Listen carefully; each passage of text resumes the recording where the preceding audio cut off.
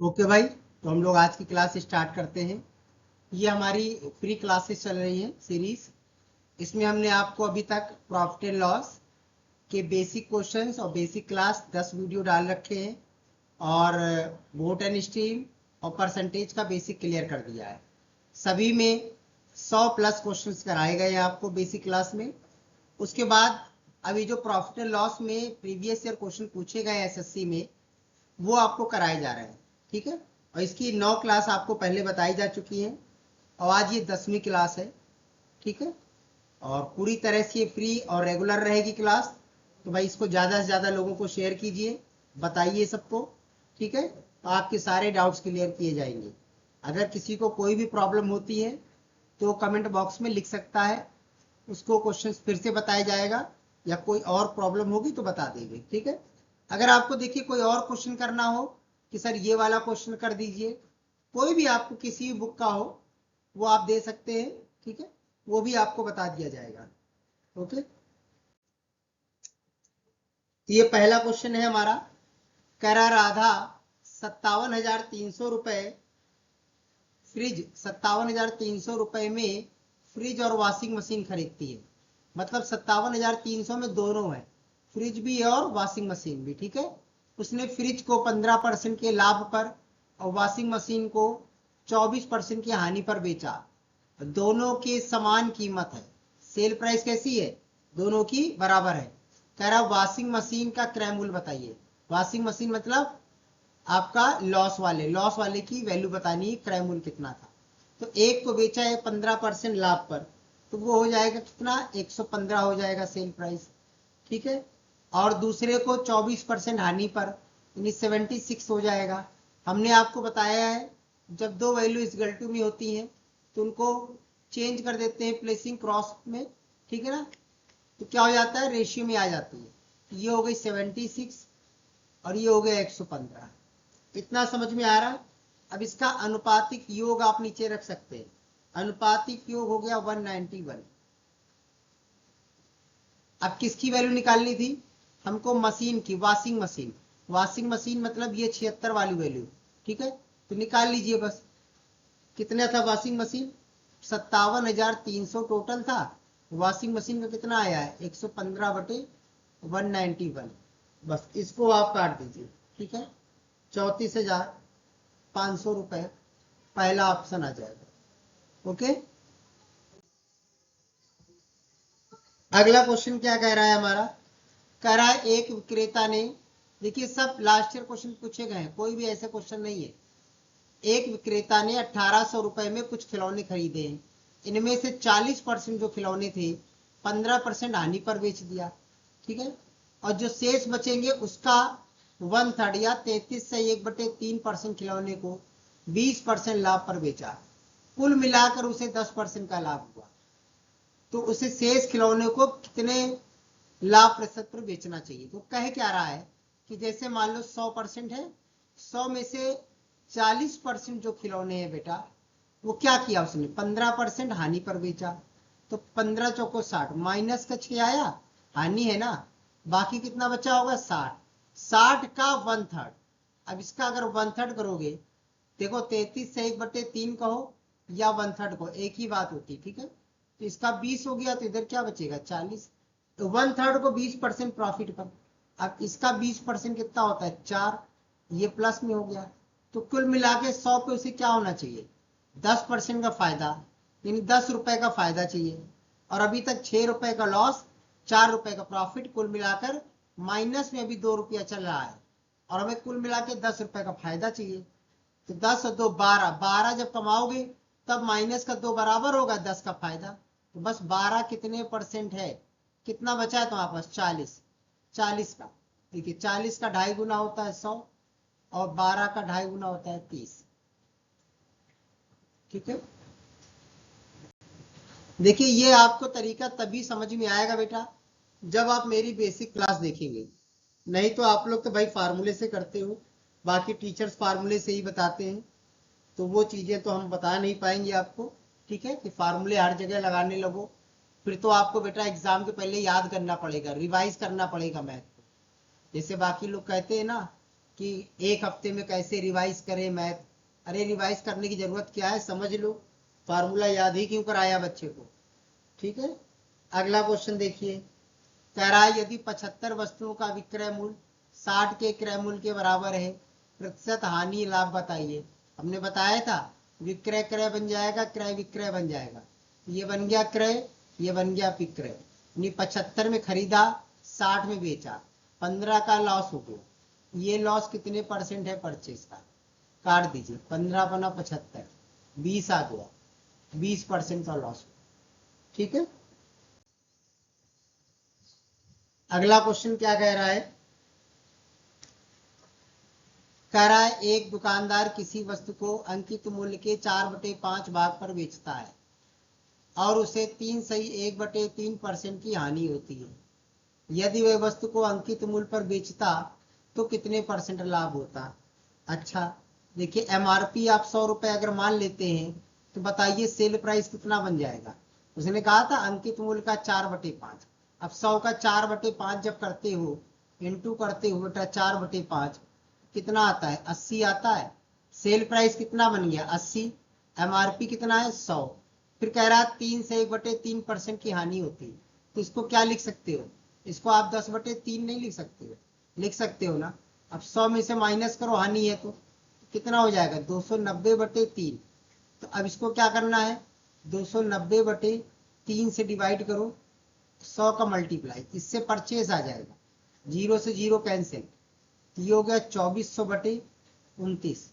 ये आपका क्या आ गया, परचेज। अब कह रहा था अगर हम एमआरपी पर बेचे मतलब 100 रुपए में, तो सोचो 100 रुपए सेल हो गए और परचेज कितनी है, 2400/29।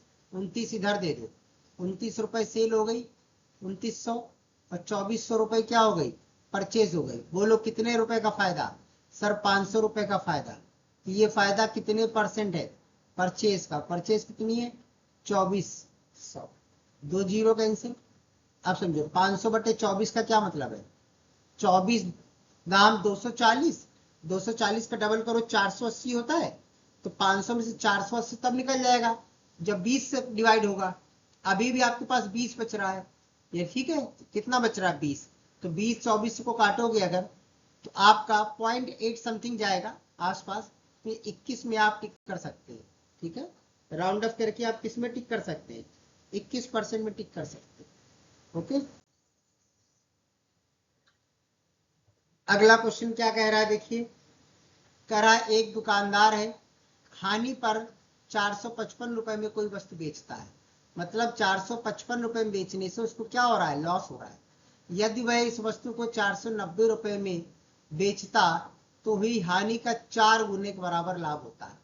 अच्छा, यानी अगर यहाँ हानि 1 रुपए हुई होगी तो यहाँ लाभ कितना हुआ होगा, 4 रुपए हुआ होगा। यही तो कह रहा है, 4 गुने के लाभ। अच्छा दोनों का डिफरेंस निकालो, 490 455, डिफरेंस आया 35।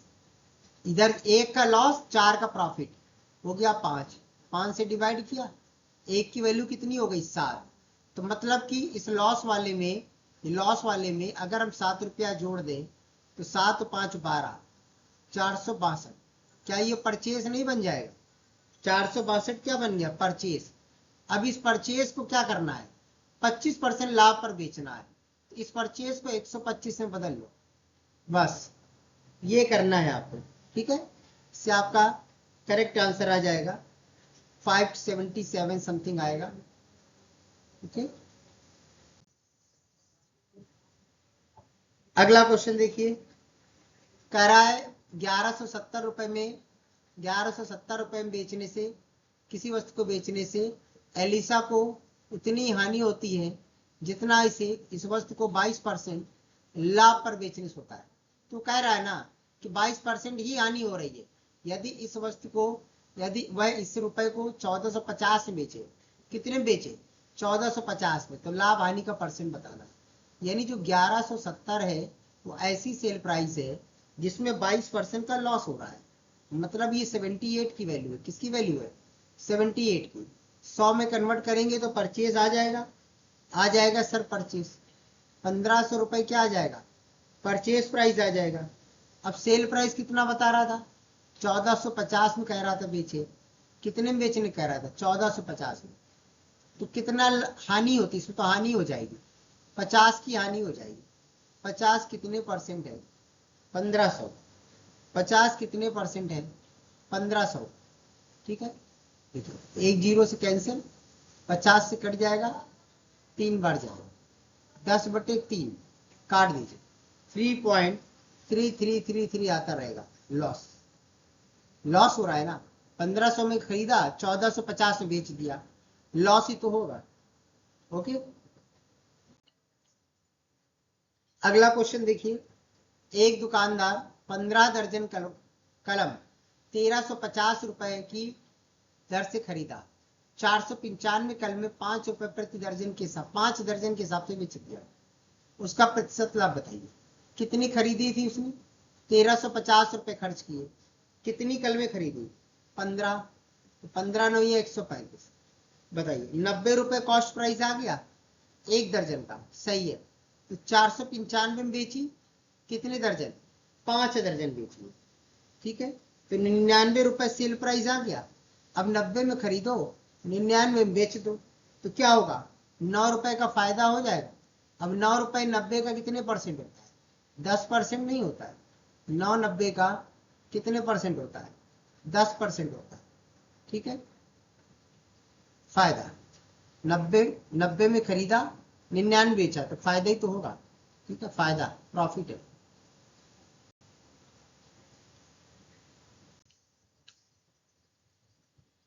अगला क्वेश्चन देखिए हमारा, 405 रुपए में 3 दर्जन संतरे बेचकर किसी व्यापारी को 25% का लॉस होता है। अच्छा, यदि वह इस सौदे को 20% प्रॉफिट पर प्राप्त करना चाहता है तो 288 रुपए में कितने संतरे बेचने चाहिए?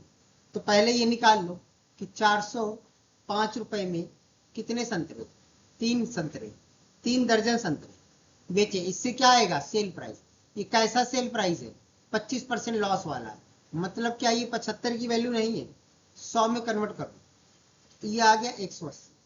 180 को पीस में अगर चेंज करेंगे, एक दर्जन की वैल्यू है, तो 12 से डिवाइड कर दो। ठीक है, तो 12 से डिवाइड किया तो 15 रुपए पर पीस बच गया। 15 रुपए प्रति पीस का आ गया, 15 रुपए की एक पीस है। अब कह रहा है 20% लाभ कमाना है। तो यार 15 का 20% कितना होता है? 3 रुपए का लाभ कमा लो।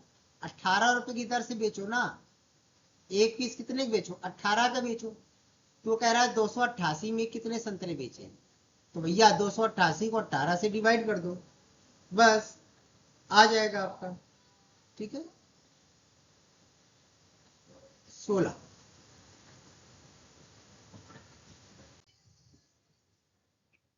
अगला क्वेश्चन देखिए।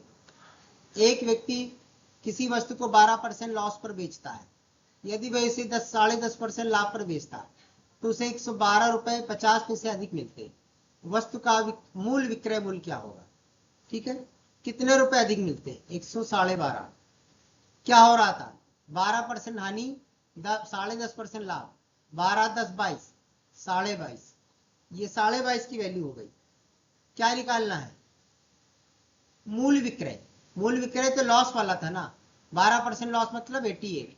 बस इतना करना है आपको, बस एक ही स्टेप में काट दीजिए, आंसर आ जाएगा।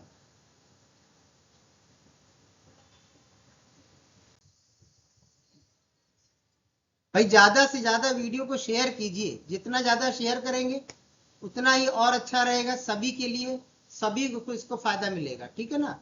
अब क्लास आपकी रेगुलर चल रही है, रेगुलर चलेगी आगे भी। ओके, अब एक एक टॉपिक के लास्ट ईयर करा जा रहे हैं, पहले बेसिक फिर लास्ट ईयर, फिर बेसिक फिर लास्ट ईयर। और आपके अगर कोई क्वेश्चन है तो वो भी कर सकते हैं आप। कह रहा है ए किसी वस्तु को 4800 रुपए में खरीदता है, 30% हानि पर बेचता है। इस धनराशि से वह दूसरी एक और खरीद लेता है, 60% लाभ पर बेच देता है। संपूर्ण में क्या हुआ? मतलब देखिए, एसएससी सीएचएसएल में आया है 5 अगस्त को सेकेंड शिफ्ट में। ठीक है, तो पहले कितने परसेंट हानि हो रही है? 30। बाद में कितना लाभ हो रहा है? 60। 30 से 60 गया, 30 बचेगा। ठीक है, 2 जीरो कैंसिल, 6 18 माइनस क्या आ जाएगा? 12। 12% का प्रॉफिट। आप ऐसे भी इसको कर सकते हैं। ठीक है, परसेंट प्लस परसेंट, जिनको नहीं देखा बेसिक, बेसिक पहले देखा करिए, ठीक है ना, तभी समझ में आएगा। 60 minus 30 plus 60 into minus 30 divided 100।